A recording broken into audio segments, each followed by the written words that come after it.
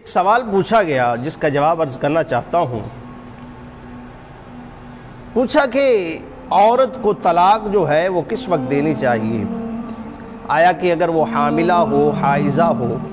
تو کیا اس حالت میں، اس کنڈیشن میں، اس صورت میں طلاق واقع ہو سکتی ہے یا نہیں؟ اب جہاں تک طلاق واقع ہونے کا حکم ہے، اگر وہ حائضہ ہے یا حاملہ ہے، اگر کوئی شخص طلاق دے دے تو طلاق واقع ہو جائے گی، طلاق تو اس کو واقع ہو جائے گی، لیکن اس کو جو ہے اچھا عمل نہیں قرار دیا گیا، اچھا عمل نہیں قرار دیا گیا، بلکہ فرمایا گیا کہ جب عورت حمل سے جو ہے فارغ ہو جائے، یا وہ طہر کے دنوں میں ہو، پاکی کے دنوں میں ہو، حیض و نفاس سے پاک ہو، اس وقت اس عورت کو اگر طلاق دینا چاہتا ہے تو طلاق دے۔ ایک حدیث پاک عرض کرتا ہوں کہ حضرت عبداللہ بن عمر رضی اللہ تعالیٰ عنہ،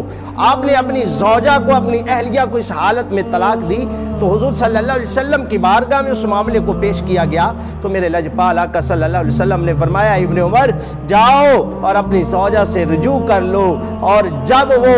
ان چیزوں سے پاک اور صاف ہو جائے، جب ان چیزوں سے وہ فارغ ہو جائے تو اس کے بعد طلاق دینا۔ اور حضرت عبداللہ بن عمر رضی اللہ تعالی عنہ نے جا کر رجوع کیا، اور اسی طرح سے کیا جیسے میرے لجپال آقا صلی اللہ علیہ وسلم نے حکم عطا فرمایا۔